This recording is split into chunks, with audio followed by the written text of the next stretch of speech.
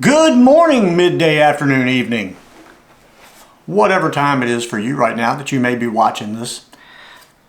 Gotta cover all your bases. My name is Willie and welcome to Wanna Go Fishing, and I have got what was going to be a tailgate talk. But because the weather is so bad today, it is like 30-mile-an-hour wind gusts, scattered showers all over the place, but yet it's 68 degrees. I don't know. Don't ask me. I've got no answers for that.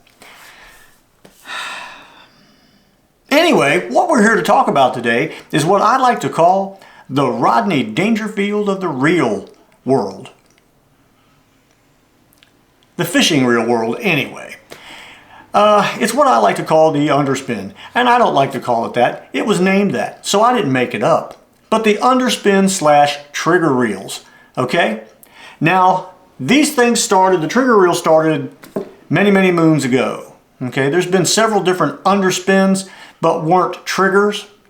And there's been several triggers through the years, as the video I did a few videos back on the Zebcos, the Omega, the Classic, those guys, the Legacy. And when you get into it, there was a couple of them that never made the grade with me. Fluger. They made their little underspin. Who else was it? Bass Pro Shops made their tiny lights or tiny somethings or whatever, which basically was just kind of a rip-off of the Zebcos or the Flugers or whatever.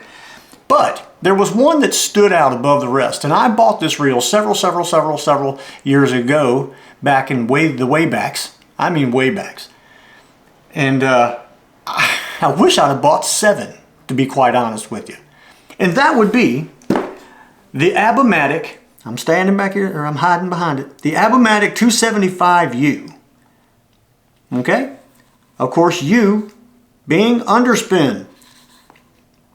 Now, I've had this reel for a very long time, and I used it a lot, quite a bit, and caught a lot of good fish with it.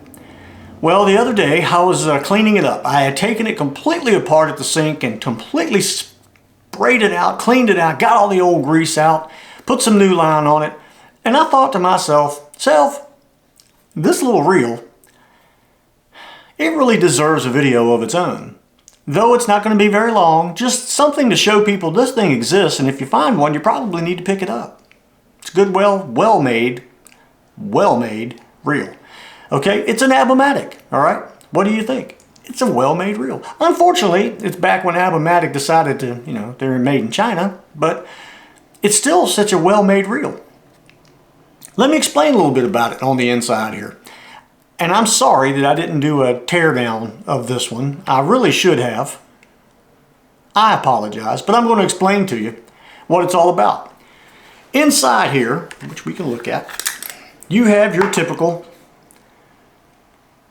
see, it's dual pins for retrieval, the rubber gasket up top which grabs your line in the top of the bell up there. You also have, this is really cool to me. When you take this thing apart on the side and you pull the shaft out, which by the way, you can switch sides and make it right or left. There's a roller bearing in there. It's kind of like a, I don't know, a half-inch size nut maybe, with rollers inside of it that the shaft goes through and rolls inside of there, which makes this thing incredibly smooth to use. Your drag, of course, as most Abumatics, at least the 170 and those type, your drag's on the side. This is not a metal housing, it is the synthetic, style housing, which brings me around to taking it apart. You take the bell off, you take your spool out, there's a slide clip, C-clip, you take the spool off, and under there are 3 small Phillips head screws. When you take those 3 small screws out, you see this kind of a moon shape right there. This whole thing comes apart, allowing you to get inside and do what you need to do to clean it up and make it work. And my goodness, man, I cannot begin to apologize enough for not showing you that. Some of you might have cared, some of you may not. But I've been using these things since the 80s. As the video that I did several videos back, the Omega, the Legacy, the Classic, trigger spins. All of those guys though are in the 4-pound range. This one, however, let's read the side here. What can we do here? You can put 100 yards of 10-pound on here, or you can put 150 yards of 60. 150 yards of 6. There you go. And it does really well. I've got 6-pound suffix on here, which is what I put on it. And after messing with this thing for just a little while, it dawned on me that I had actually bought a rod specifically for this reel when I bought it many years ago. And that would be this Abu Garcia Premier Connellan. Okay? Took me a while to remember that. I had totally forgot that. So they're back together again. We're going to put these two guys back together and we're going to go out to the lake and we are going to blast this thing around a bit. Now, Mother Nature is out there and she's mad. Okay? 30-mile-an-hour wind gusts again. It's raining sporadically, off and on. The clouds are really whipping up there, so the dark clouds roll in, it rains for a while, and it goes away. So we're not going out there to, you know, try to break any records or anything. We're just going to go out there, make sure I got this thing working like it should. That's the fortunate part of the lake being so close by. And catch a few fish. And then we're going to come back here and say, hey, did it work? Or hey, it didn't work. Or hey. Just hey. You know, it's kind of like, sup. Anyway, let's head out to the lake and see what this thing will do. I've got to get it on this rod though first. Charlie Brewer, okay.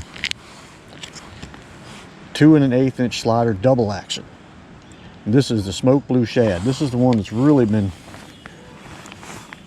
working quite well for these fish out here. I keep putting it in the same place. Oh, we finally got something. There we go. It's giving us a fight, whatever it is. Another big crappie. That's nice to know. They're over there moving in a little bit. There we go. Nice crappie. He's over here swimming around, minding his own business this morning during the 30-mile-an-hour winds. There we go. These crappie are not very far out. I'm actually casting probably 30 feet past where I need to. Another big fella. And somehow I managed to get that wrapped around my sleeve.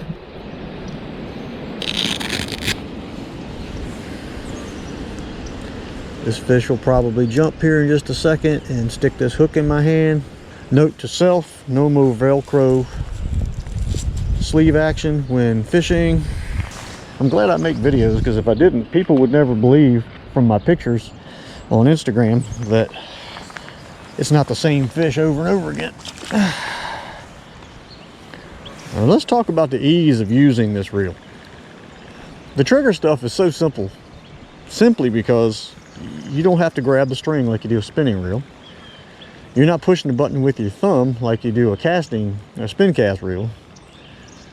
And you're definitely not doing it like a bait caster, but you're using a spinning rod, 6-pound line, 1/16 ounce jig, and you can take it one-handed as such and just kind of,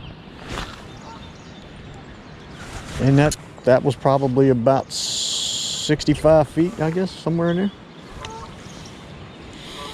GoPros don't do these any justice when it comes to gauging distance and all that, looking at that, but you know how that goes. So it's a GoPro. Kind of gives you that walleye vision. Okay, same style of bait. Got that 2 1/8 inch jointed minnow, but this is cotton candy and chartreuse. And let's just see what happens here. So I know there's a lot of fish in here that like that shad look. And I don't know what we're going to get when we get with the pink and the chartreuse. Oh, let me just say that the first cast of that bait relinquished something from the depths, which I wasn't expecting because it looks like a little largemouth. Yep, that's what it is. Was not expecting that. Was expecting more the large crappie of some kind, and not the medium little largemouth. Cool. Thanks, fella. There we go.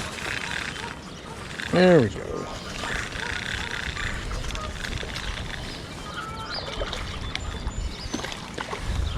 So, the smaller bass are going for this pink and chartreuse, and the crappie are totally ignoring it. Little guy.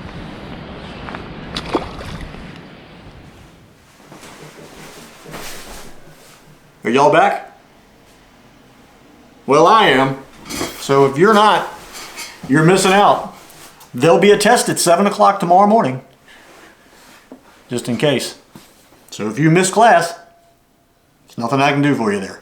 The 275U, Abumatic. This is a fun reel to use. 6-pound line, light, medium light rod. It really, you can't hardly beat it if you're looking to just go out and have a good time catching fish. This type of thing makes it easy. If you're just going, you know, I was catching some big crappie, caught a few little bass, nothing major there, but that was on, you know, dealing with different colors and things like that. But you really, the mechanics of this thing and its dependability is what really gets me. I seriously wish I would have bought 7 or 8 of these things when I got them, because I don't remember how much it was, but it was worth every dime, and probably more. So I'll be looking to find some more of these if I possibly can, because they really do work well. I might hit eBay in just a couple of minutes. After I get through talking to you great people, of course. So anyway, does it work? It does. A great setup. Your typical spin cast reel, only with a trigger to drop down, a little bit longer neck there so you can use it on a spinning rod. Drag just like normal. You can take the nut off, you can switch sides there. Very easy to work on, extremely easy to work on. Again, I apologize for not taking it apart while you were watching and let you see how easy it is, but it's a great little reel to work with. On that note, let's talk about something else real quick. Let's talk about these guys. Charlie Brewer. This is the 2 1/8 inch, okay? 2 1/8. We getting that? 2 1/8. They call it the double action paddle tail with the cuts in the sides, and it does really give it a great action, okay? If you get a chance, get you some of these things. I actually ordered them because there's nowhere close by for me to be able to get them. And when I did, Charlie Brewer, being the great guy that he is, sent me in the box some extra little baits to try. You know, to get me hooked on other stuff. No pun intended. This is the same as what I have, but just in a different color. They sent me that. And then here's my little grub that I like to use all the time. The basic little Charlie Brewer. This is CB's typical grub, the little grub that I usually use. And that's in a, like I think they called that, what did they call that darn thing? Cotton candy? Pretty sure that's what it is, called cotton candy. But they sent me those spares in there, those little free trial packs, I guess you'd say. So if you get a chance, get you some of those. They look really good coming through the water. You can use it with the squirt jig like I normally do, with just, you know, pushing the jig itself up into the bait. Or you can use what I was doing today, which was the, now what is that? Eagle Claw 1/16 ounce with the sickle hook. And that thing was really hooking them. And I mean, it hooks them. You very seldom miss one with those. Doesn't happen very often. So anyway, there you go. Short video, just a little bit of something to let you know that there are other reels out there that work really well. If you happen to come across one at a flea market or a yard sale or, you know, whatever, wherever. Obviously, you're not going to buy it new anymore. But this one wasn't new by any means. I've used this thing religiously through the years. Since probably, I forgot what year I bought it, but it was the early 90s. And it works great. So if you see one and you're into that sort of thing, grab it, pick it up, take it home, take it apart, figure it out, clean it up, use it. What you got to lose? Huh?